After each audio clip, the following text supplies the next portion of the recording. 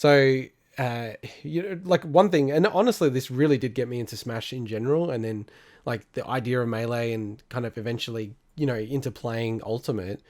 The original Smash documentary, Smash Brothers, the same creator, Samox, has then gone on to create, and it's been creating it for like the last 5+ years, Metagame.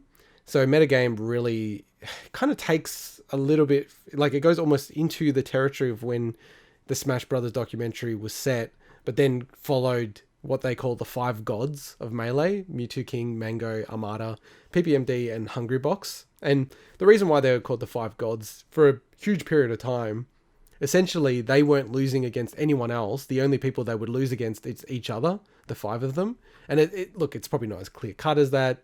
Mewtwo King did lose against a lot of other people, but I think everyone would say it's pretty fair to call them the five gods of Melee, and maybe you need to add Leffen in at some point, and the scene has continued to evolve. So anyway, with Metagame, the new 8-part documentary, I've been looking forward to this for a very, very long time because I love the Smash Brothers documentary.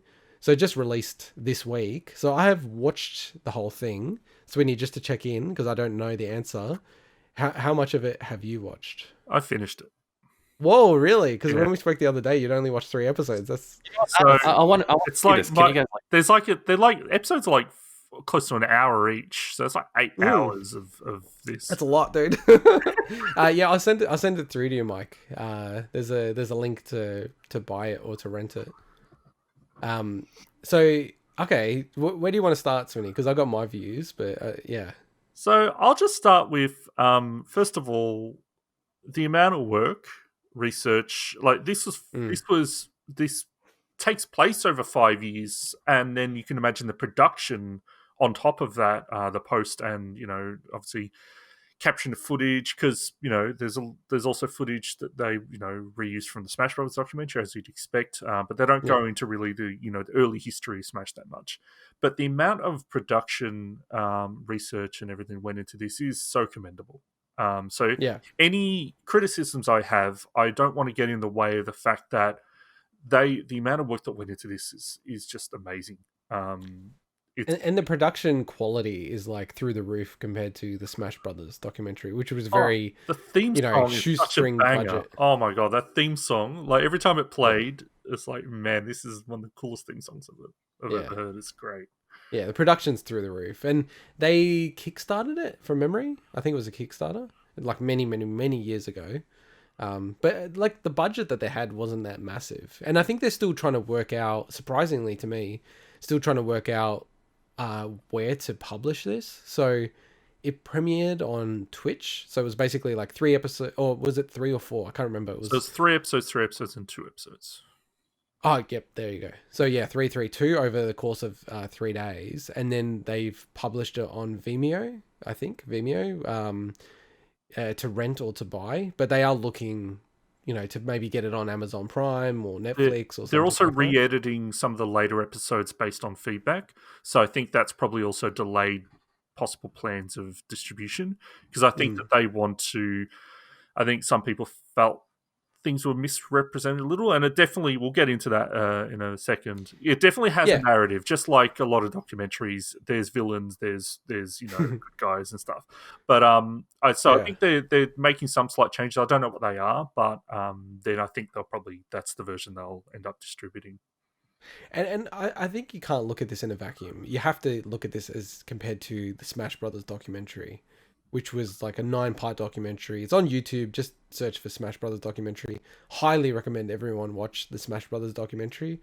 With that, like very much like it takes you through like Smash Brothers. What is Smash Brothers? How do people play it? And then why is Melee such an interesting experiment and like almost like a lightning in the bottle of a video game and a competitive game? And I think the Smash Brothers documentary does that so well. Like you watch it, like I knew nothing about Smash before that documentary, and then afterwards you think you know everything, L counseling, all this kind of stuff, wave dashing. You know nothing, but you feel like you brought a huge amount of people to the scene. It was, coincided with the timing of it blowing up at Evo 2013 as well. So it was huge for that. Yeah, it was so influential, and I think a lot of people will say outside of the game getting created that that documentary, and then maybe even like Slippy, are like probably the two biggest things to happen to Melee to just keep it going. So like you have competitive players like Zane and Axe and things like that. They're called Doco kids because effectively they watched this documentary, the Smash Brothers, the one that came out like what was it about? Like 7 years ago, right? Well, it came out Um, 2013. yeah, 7 years ago. They watched this and then got into the game because of watching this documentary. They're like, "Wow, this is amazing! Looks like a crazy game. I'm going to get into this." So yeah, it's had such an impact. Now, for me, watching Metagame, I found myself just constantly asking myself, "Who is this documentary for?" That's exactly the thought I had. Okay, because yeah, watching it, I'm thinking, are they assuming I've watched the Smash Brothers documentary? Are they assuming I like Smash or not? Because the way it's kind of composed, you kind of need to know about the documentary to really understand the real richness of the story for me. But then at the same time, they cover things ad nauseum, especially early on for me personally, that I'm just like, why are they even covering this? Like, they haven't made it. They've kind of put a foot in both camps, and it just doesn't work as an overall documentary for me, unfortunately.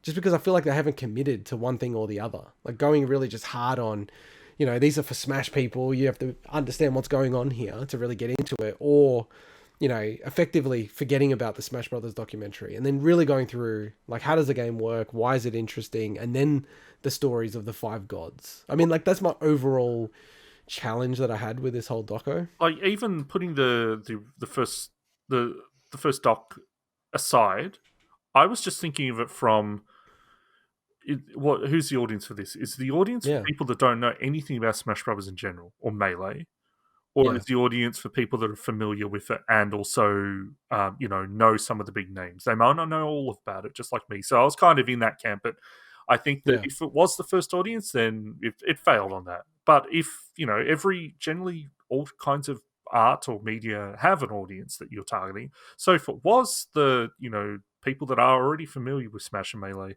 then I think that it did succeed in that. So like the documentary, I have watched that documentary, but there's a lot I've completely forgotten about that. Like I watched it and I loved it back in the day, but it's also been like I probably watched that in 2014. yeah, yeah. So it's been so long that I don't remember exactly who Ken and PC Chris are that much, or their how influential they were in the early days and how that led to the rise of these top players and stuff. But Well, I think that for that's if you are why familiar I with find it Smash so weird, this documentary, right? Like, because it really doesn't work if you are not familiar with Smash. Like, I wouldn't. So with you, Mike, I wouldn't Hmm. recommend watching Metagame. no, Like, I should which watch is the actual Smash Melee documentary. yeah, the Well, Smash that Brothers sounded. documentary. I've said to my wife, you should watch it. Like, she's watched parts of it because it's entertaining. It's very grassroots and very. You feel like you're seeing something you shouldn't see, not in a weird way, just in a way of like, oh, this is like a weird little scene of people that are really into something, so passionate, and they're just carrying this torch, and it's a very underdog story. Whereas this is just like, so I kind of disagree with you a little bit, Swinny, because I feel that it was actually really grating on me, like at the start of the I documentary. haven't got into those criticisms yet. Oh, okay, I was just okay, saying, yeah, from an audience standpoint, I think yeah. So succeeded it sounds like we agree in that appealing like to those people. That's all. yeah, it's failed. Like I wouldn't recommend anyone who hasn't watched the Brothers documentary to watch this first. They should watch the Smash Brothers documentary. And to be honest, maybe just watch the Smash Brothers documentary and then maybe the last episode or the last two episodes of this Yeah. documentary. So just in general, because there's we're not going to spend too long talking about the ins and Yeah. outs of this. Just in general, I watched the first two episodes and just I felt they were all over the place. Like Oh yeah. they assumed that you knew a lot of the big story beats that they were because they were Yeah. moving between. Yeah. They had this sequence where there was two simultaneous timelines about 4 or 5 years apart. They're like, Mm. okay, here's this stuff happening, but then there's this stuff happening. I'm moving back and forth between it, and I kept losing. I'm like, wait, what am I trying to get from this? And it That's was so bad because you know about it as yeah, well, right? but I don't. That's But bad. the difference is I don't know about the big, like, a lot of people that are into that stuff know what happened at those two different events, so it would have been clear to them. For someone that is very much still on the outskirts of that stuff. But what I found is when they slowed it down, when they started to then focus on PPMD and his, struggles with mental health, and then they started to spend each, good amount of each episode focusing on each of the players, that's when I'm like, actually, I really like this now. So after those first few episodes, I felt that a lot of people are like, oh, it slows down, gets boring. That, to me, that's when it started getting good. They were telling the stories that I wanted to see about these people. And then they brought it up, and then they concluded in a really, really good way. So I thought that, if anything, those first couple of episodes kind of grated on me a little bit, but they were well produced. It's just, I think they were a little too everywhere, a little unstructured. Yeah, and like, I think the middle part, like the second act of the documentary, kind of grated on me as well, just because, I want to see more about Mewtwo King, Hungry Box, and they weren't as viable at the time. Yeah, I would say that they were made. kind of it was very much PPMD, Armada, and later Leffen and Mango. And Mango, really. Yeah. And it just felt bizarre to me that Leffen, who is completely cast as a villain, and I mean, it's his own doing, the way he acts. So there's this guy in the scene, Mike, called Leffen. He's a Swedish guy, and he's like basically the troll of the Smash community, and he loves it and he's fine with it. And look, I actually follow a lot of his content. Sometimes he's the kind of person on YouTube or Twitch or whatever, I'll watch for a bit and then I just get really annoyed with, and then I'll go off him, and then I'll get back to him a month or two later, because he does have, he's like Swinny. He's a bit of a contrarian. Like, he'll say stuff where you're just like, oh, are you trying to be a troll? I'm nothing like Leffen. No, but what I was saying, you two are both similar. I don't think a lot of the things he says is manufactured. I think you have contrarian views that are actually your views. You're not trying to be contrarian. That's why I always joke saying you're contrarian, where you're just saying something that's like not the normal, average or mainstream opinion on something. So, he like this funny stuff where there's a guy called Chillin' Dude, right? And he's played the game forever. He's one of the original. He's like the elder type of thing. But he's like, he's really good at the game. He'll smash anyone in Australia, basically. But in that grand scheme of things, he's like a level below everyone, right? At the top tier. But everyone gives him a lot of respect because he's been around forever. And Leffen's just like, I don't care about that. He's like, you're just trash. You're rubbish. And he's just ripping him, like, on Twitter, just absolutely eviscerating him. Like, it's just showing zero negative respect. He's literally like, I don't respect you. Like, why would I show you respect?